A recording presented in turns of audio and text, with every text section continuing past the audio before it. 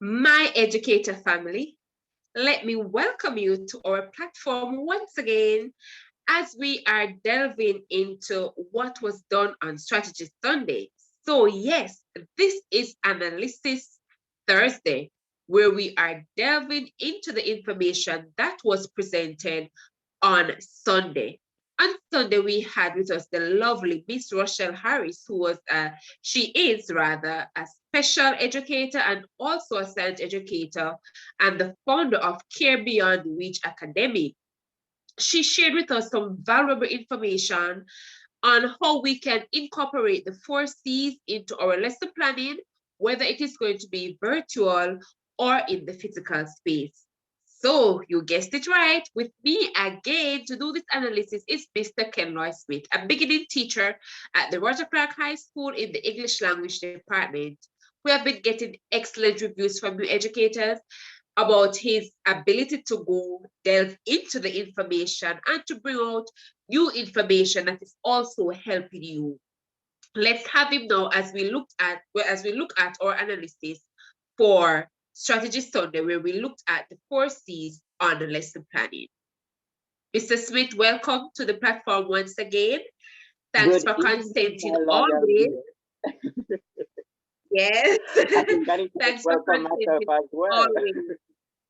You're welcome, Miss. It's Right. always a Yes. pleasure. It's always a pleasure being here because I'm drawing so much from this platform. And thank you all for your lovely reviews. It means a lot. Trust me, it does. Yes, it does. All right. So Sunday was a very hot topic, um, spicy as it relates to education, because Mm-hmm. what we are aware of now is that most educators, most magazines that are related to education, they are focusing on the 4 C's. They're focusing on the 5 E's as well. So they're looking at the strategies that as educators we can utilize to motivate our students. And so we've been hearing about these 4 C's. Um, Critical thinking, creativity, collaboration, communication. But really, how do we put this? Because if you ask me before Sunday, even though I knew to a great extent some of what was presented, if you asked me, it was like, okay, the four Mm-hmm. C's of education, but really fitting them into a lesson, how do we advise educators to do so? So, Mr. Smith, let me hear your feedback on the 4 C's. How was it for you? How was the presentation for you? What were your takeaways? Well, listen, Miss Russell Harris, I hope she sees my video, because man, she was awesome. When you talk about the quality of the video, we say, look here, man, I feel like this is some big JNS production, like some JIS news teacher. And I was like, I looked for Care Beyond Reach Academy because I was like, no, man, I want to know about this program that she works with or she works for or that she's in charge of because she's doing a great job from what she presented. As a new teacher, I will admit this was my this was a refresher for me with the 4 C's. I knew that I Okay. heard them before, but I don't think I really grasped everything. I know for sure that I remember the 5 E's off the back of my hand, but the four Yeah. C's I really fell in love with it, especially how she presented it. And then I Yeah. always have my notes, and I was Yes. listening. I jotted down and I listened again and I jotted down again. And if persons are watching for the first time and like myself, you need to be refreshed about the 4 C's. Then the first one, as Miss Parker stated, is communication. Then you have creativity, you have collaboration, and you have creative thinking. In any particular order is fine, but we have to move away from now Right. just recalling and defining these terms and into implementing them into our lessons. So, Miss, let us start with the first Right. one, communication. And let me tell you, as an Good. English teacher, as a linguist by degree, my degree was in linguistics and language. I definitely have to marvel in the power of communication. I one day hope to pursue my PhD in communication and linking it to arts and education, because I feel as if Right. we can never really express ourselves if we don't know how to communicate. And that is Right. more than just talking. Communicating more than just saying words. It's about, as she said, active listening. And I feel like that can be a part of our lesson planning. You can implement my educator family. You can implement activities where they have to actively listen and not just recall information, but probably build on the information given. So if we're in a math class, you could have them listen to you reading out the problem and have them work it out in the end. You could have them, if it's in a food class, have them listen to a list of ingredients and then let them know Mhm. what can they make on the spot for that. So that would be my active listening. And definitely he said it, and I had it here. We have to teach our students to communicate clearly, respectfully, and correctly. Yes. So also a little classroom management is when we're having our students present their ideas or when they're talking, we have to tell the other students to listen to what they're saying. Yes. Yes, we have to tell the Yes. students, how do we respect turn taking? Because I might have said Mhm. something and you want to give a burning point, but do you raise your hand? How do you indicate that you want to Right. talk? Is somebody talking? Do you just butt in? If you have a Mhm. spoken person like myself in class and they're yapping, yapping, yapping, how do you nudge that person to say, I want to say something? How do you let somebody who is very quiet? How do you get them engaged in the conversation? So we can have these little building Right. activities that are geared towards having them communicate more in our lesson. And it's a very easy way of doing it is by using discussions and also by Right. asking them, if you want to be more creative, how about creating a podcast? How about how about even our very own YouTube channel? How would you behave? Utilization of the social media platforms. Right. Yes. How would you behave if you were on the social media platform? And then if you want to Yeah. even go outside of the box, you could ask them, all right, let us listen or let us watch a strategy Sunday video on YouTube and tell me how did the speakers engage each other? What are some of the techniques Yes. that they used? And how can you Right. implement that into your own daily talk? So that for me was communication, a very important, and my educators, I cannot Yeah. stress it enough. Even though I have my list, I tell my students that surprisingly, I don't like to talk, but you have to know Right. how to be How to flexible. relate. All right. You have to Yes. know how to relate. I said, trust me, my real close knit friends, as much as they know that I'm very outgoing and out there, they know that Kenloy does Yes. not like to talk all the time. Because when I hear myself, I say, no, man, I not sound good. I wanted them to hear me clearly. I want to, as I'm making sense to them. But I tell them during my own little struggle and my own little journey that just like how it is important for me to be understood, I know that you want to be understood as well. So work on your communication and teachers, that applies to us too, We have to make sure that Yes. we are communicating clear. Is our goals for the lesson, our objectives, are they clearly stated? Is everything put and Yes. well in order? Can we say that, okay, our students can achieve this? And that is how you follow up through your communication. I don't know if you have Right. anything to add, Mrs. Boswell-Lewis, for communication. Yes. So Mhm. for just a minute, You're welcome. for the Our video was communication sponsored by part what? of well, we would love to have some sponsors. But Right. when she hit the point on active listening, that really stood out for me because I've never thought about it as Mhm. being that the 4 C's in the lesson plan would take into consideration beyond beyond just communicating and into active listening. And then Yeah. I look at it and I said, aha, this could be a possible trouble spot for some of us as educators because all we're focused on is to say to the students, okay, um, answer this question, and that's communication. They're talking with you, or you put them into groups and they're talking with their group members, or so on. Not bearing in mind that a part of communication is to know when to stop talking, when to be attentive, when to be focused, when you're hitting the major point. And then Mm-hmm. it brought me to a training session that I'm currently engaging with the Whole Brain Institute. And when they talk, when you are talking to students, especially the smaller ones, that you're using gestures to keep them looking at you, to keep them active with what you're doing. And I'm saying, Mm-hmm. whoa, I've never thought about it. And I see wherein this can be a plug into what we do as educators to get students to learn the art, as you mentioned, of communication, not just to Mm-hmm. speak, because a lot of persons have it wrong. We think that a student is able to, a student is outgoing, or a student is brilliant because they always have an answer, not knowing that, okay, if you ever really sit down and listen to the student, they butt in a lot when other persons are speaking, which is not a part of active communication, not a part of what should be taking place in the classroom. So that was my standout point as it relates to Mm-hmm. communication. So let's look at the next C. What's the next C you're going to take on?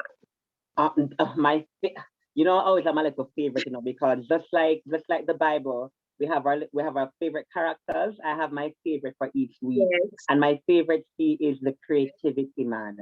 I love the idea of acknowledging that our students, they are designed by God Himself. Our students are not just yes, random numbers and figures. Each and every right. individual has their own gift to bring. And I have beside here, I have beside me, I said that each student has their own little wow factor. Something that this, you know, that this is my student work. He or she did this paper, something that made them stood out. And how we can bring this out in our lesson plans is we can allow them freedom of expression, but not just say, oh, go do this, carefully constructed and guidelines, and allow them to express themselves clearly. I'll share with you an example. When I was studying in Quebec, Montreal, at the Concordia University for a semester, our professor for an education class gave us 3 ways of getting our final grade for our assignment. And I Yes. just fell in love with that strategy.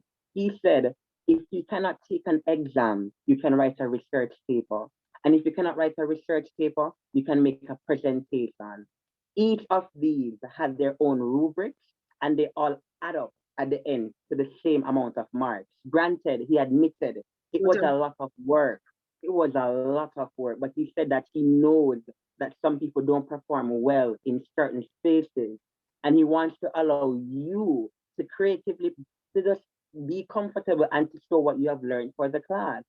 So if you, my educators, if you have a little more time on your hands, think about ways you can say, okay, how can I how can I get the students to respond in their own way? For example, True. if we're doing fashion and clothing, or clothing and textile, and I want them to design a wedding dress, can I, instead of saying which one of these designs do you think is best, can I allow them to go and create their own design and tell me why they design it this way? And then we can bring Right. in everyone's opinion. If you're looking at a science subject, can you ask them how would, if you were to create animals, how would you create, what animal would you create? Would you mix a lion Mm-hmm. with a flying bird or something like that, just to Yeah. get them talking and have their own creativity involved? Because you never know when they make a point, and you can bring it back into the discussion. Because I tell you, Mhm. people think that learning is always just in that 1 and 20 minutes, 1 hour 20 minute session that we have at regular park high for our double session classes. But sometimes you only get maybe 20 minutes of learning. The reality is, like, sometimes we're all over the place, we're trying to calm them down, we're giving out content, but where does learning take place? Where did the students Yeah. actually say, I learned this today in school, and not just Right. Yeah. citing? So you want to have them engaged in the lesson and have their creativity being built upon. And if you are like myself in the lovely, lovely creative subject of them all, granted performing arts is right there beside us. If you're with English and Yes. literature, then I'm telling you, man, your creativity needs to be of par excellence. You have to be creme de la creme. You can ask them, man, write about and you can tell them anything out there, but you have to structure it in a way that you guide them towards your theme. And Yes. one way I'm reminded about it is, for example, when I was teaching a Miss Lou poem, or about Miss Lou rather, I introduced students and I said, students, give me a give me a colloquial expression. And then I said, Sir Mm-hmm. Wagwan. So for that whole week, every time I greeted them, I said Wagwan. And they would say, Sir, why are you doing this? I said, I'm being creative with my language. You know who else was creative with their language? Miss Lou. And then we'll pull it together. And I'll say, can you in your own time research and tell me your favorite Miss Right. Lou poem and present it in Yeah. class? And after they did that, I said, okay, what if I now challenge you and I say, I want you to create your own poem about anything using the Yes. Creole language? How would you do it? And I grade them accordingly. Mm-hmm. Because sometimes I feel that we're trying to get to complete the lesson and the syllabus. Granted, every subject Yes. has their own guidelines and their rubric to follow. And I'm not saying you should break it, but you should be able to call upon your creative individuals and say, how can I make this lesson more creatively Right. appealing so that Creative. Yes. Yes. everyone can Yes. add their own little touch? Because I know that Miss can tell you when we come to foods that I did in my high school, and we had to garnish our dish with our lovely fruits and vegetables, they never told us what to do. They said you can garnish however you feel like. Even that is allowing them to Mm-hmm. express their own creativity. You To can make a show their tomato, creativity. yes, you can make a tomato Rose roll and or you can make something else, and yeah. and allow them to Onion be like, rose. right, I add my own touch to that. So over to you now, Miss. Yeah. What feel you about creativity? Because I know foods offer that, man. Foods offer You creativity. know, actually, a colleague reached out to me on Sunday and said, I would love to hear how you go about doing your 4 C's in your classroom Mhm. and in the area because she's in my area. And I did say to her, maybe Thursday I could give her a little rundown. So I'm just going to take 2 minutes and share with the audience for a practical setting. How do you go about doing that? So for me, grade 10s, I try to delve into their creativity a lot. So here I was doing kitchen planning and management and safety. All of that is taken into consideration in the kitchen. And I said to them to introduce the lesson, the kitchen floor, the plan, the different kitchen layouts. I asked them to design a kitchen. So draw up Yeah. your kitchen, show me where your sink is located, where you're going to put your stove, where you're going to put your refrigerator, where you're going to put your cupboards and all of that, and send me a picture of it. And so they went ahead and they created their design and they sent me the picture. Good, I marked it. They got their marks. But then right after that, I now said to them, let us look at the different types of kitchen layout that are there. And so there are some key terms Mm. that they work triangle, which goes between the refrigerator, the sink, and the stove. And then I said to them, go back to that picture and see if you can place a work triangle in there. Right. They Right. placed it, but when we looked at the efficiency of it, some of them said, but no, I shouldn't have my sink over here. I shouldn't have this there. It should be closer and so on. So they were not able to go back and to make the adjustments. When we look at the safety part of it, I said to them, okay, in your community, there are lots of accidents that are taking place in the home. Children are getting burnt, parents are having broken legs, different things are happening. What could be the possible problem? And you are going to create a solution. So one, I need you to do a poster. And I said to them, make sure that your poster is something that if I see it on the board out at the shop, I'm going to want to stop and look at that poster. They made their poster. Now I said to them, you need to create a video so that you can circulate via WhatsApp and so on for persons in your community to see. And they went ahead and they did that. So when I look at it, they're expressing their creative side by doing their videos, doing their posters, they are communicating, because they will now have to do up the post in such a way that it is legible, persons can read it, persons can see what is there. They're doing a video, they would have to ensure that in the video their voice is clear and persons can hear what they're saying, right? You have also the critical thinking part of it, because they know how to say to themselves, what accident is happening in my community that I need to really relate to. So they're going a little bit deeper to analyze what are the common accidents that happen in the kitchen. And so that takes into consideration the critical thinking aspect of it. They had to collaborate, because here it was though that in the class they had to be talking, they had to be sharing ideas, they were popping up giving ideas here and there so that others could benefit from it. So it took into consideration the four C's, and it is easy to do with the some subject. It is maybe easier with some subjects than others, but all it takes is exploration, because I could see it coming out in math. Miss Harris shared how she got her students to make buildings using different things, right? And Yeah. motions and all of that. So in math, it is clear. Ask them to build a football field, ask them to use particular shapes, different measurements, so on and so forth. So it just takes time as educator to sit and to really process and to see how you can come up with that creativity to get the students going to take into consideration all the four C's. So briefly now, let us hear about the collaboration part of it. How was that for All you? right. For me, Miss, it was, look here, man. I think if it is a award for being the most crucial element, I feel as if as a Jamaican society, and then I'll expand it to our viewers from different diasporas, that collaboration in this day and age is everything. You Right. cannot, as an educator, do it all on your own. You cannot, you simply cannot. And when you talk about modeling the behavior, our students need to see that we as teachers are modeling that behavior of collaboration. Granted, they Yeah. might not see us working off of school hours, but they can see you interacting with them and Mm, also placing them in carefully administered groups. So I yeah. know, my viewers, trust me, I'm not flinging any stone on you, because I do it too. How much time we say, all right, Mhm. good for it. Pick a random group, or we'll just do that and we'll just lead them unsupervised. But I'm challenging you and myself, because accountability is key. So when we Yeah. create, as Miss Harris said, when we create these groups, we need to have an accountability factor where they can Yeah. document and say who did what, Mhm. and where does my document go after this, and how was the progress, because we cannot have Right.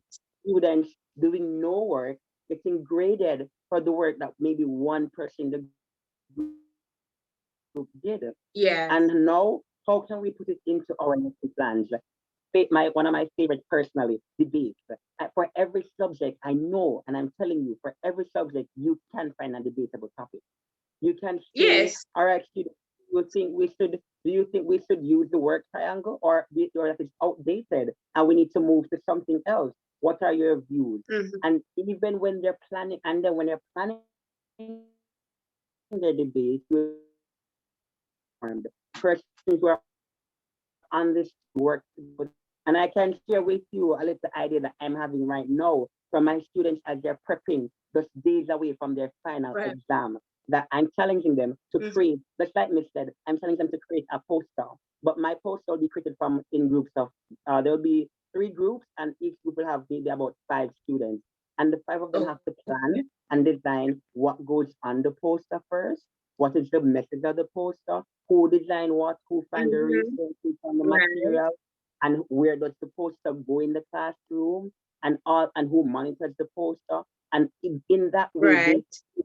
part of the lesson. You can also look at collaboration, Mhm. thank God now, for social media. All right. Yes. If there Yes. was like if there was like 8 day in the Bible, on the 8th day, God created social media. Right. All right. Your best friend is social media, and Google, and thankful for our minister, or minister rather, who gave us the Google Suite. You have Google Docs where they Mhm. can be online from various parts of Yes, the world collaborating. working on the same document, seeing what everyone is adding. You can expand that and you can say, okay, if I am making maybe a post on Instagram, who gets to post the content? Who gets Yeah. to create the Mhm. poster? Who manages the Yeah. website? And then I loved Right. her example of her using the building blocks to create this classroom. You could say, well, who gets to build the classroom? Who designs it? And you touch on each Yeah. of the learning styles and the personality styles of people. Because just like how there are teaching styles, we also have our personality styles. And we need to be aware Yeah. of that in a group setting. Because some people they might shy away from being the one who's up and in the front of the camera. While you have some persons who they don't mind being the one doing all the talking. You have others who feel more comfortable working from behind. So when you're doing your collaborating activity, you can even challenge them by saying, okay, we have a reading to do. And for your group reading, I'm assigning a group leader who will dictate who reads what. And then when they come to class, that person has to teach their group members about what they read. That is a beautiful example as well. And finally, to be very brief, how we can also model collaboration in a classroom is that we can ask the students Right. if they would be willing to hold different levels of accountability for their peers. All right, you can have an You're right. activity where you can say, okay, this person is judging for time use. This person is judging for this. Mm-hmm. Use their very own students to judge their own presentations for different groups, Yeah. and you explain to them Mm-hmm. the rubric. So once they get to judge something together, when they're working to present it, they will have an idea of, okay, this is what I'm going to be marked for. This is what I need to be Right. doing. So I hope that you have some ideas that are now beaming and coming to life when you think about collaboration. Yes. Yes. Mm, That's awesome. Good. So we have looked at the idea of communication, collaboration, creativity,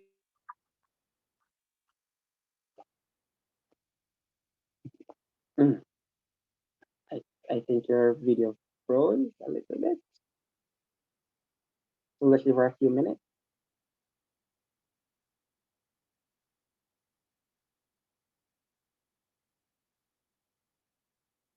Mm,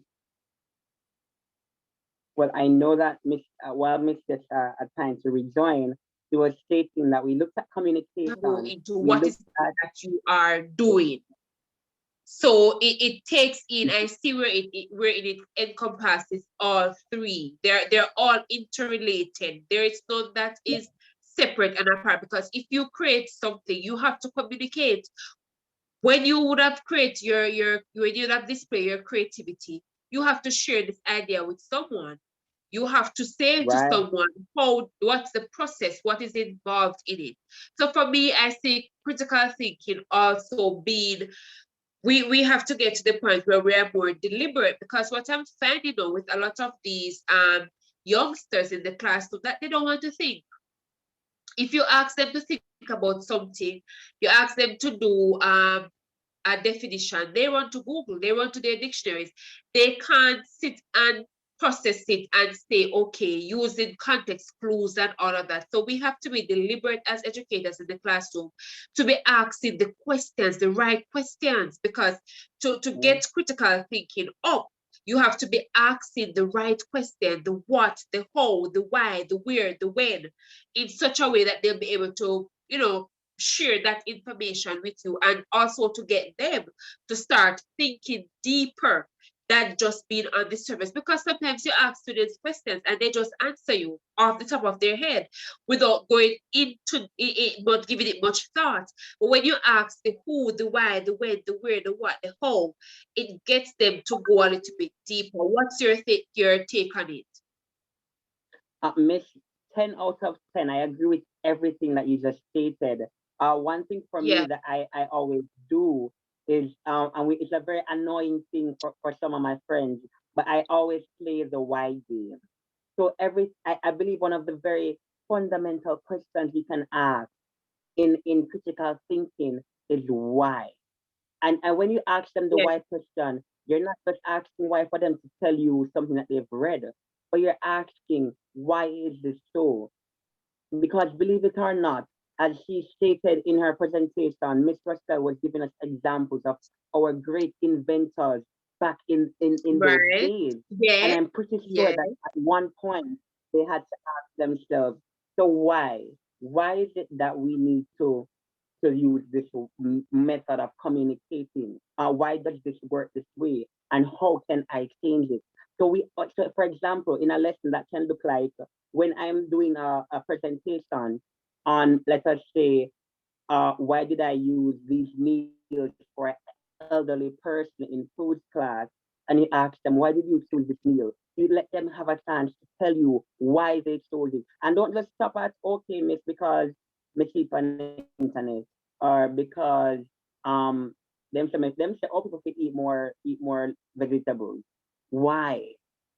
Because it gives them nutrients. Mhm. And when you get to that core essence of the question, that is where you stop asking. Because as Miss stated, critical thinking is all about questions. If we don't ask the questions, then they won't be able to think about it. So we have to prompt them in asking the questions. And one way that I do that in my lessons is I ask myself, what am I teaching and why is it important? Very easy two questions to remember. So what are you teaching and why is it important? So for example, if I'm teaching let us say letter writing, which was a part of communication, we need to have them talk about different platforms to communicate. I'm teaching because they might need it for a job. Right. So I understand Alexa is a very professional of Document. communication. So Yes. how can I teach this now?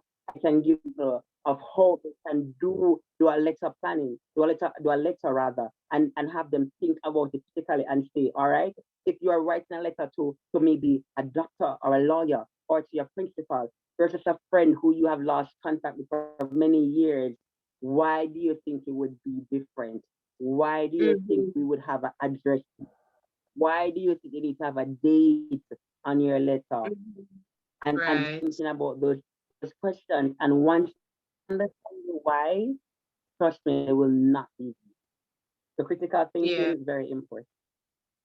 Yes. All right. So here we have it, educators. We have looked at it deeper, analyzing how it is that these forces, creativity, critical thinking, communication, collaboration in no specific order, how can we get these out of our students in the classroom?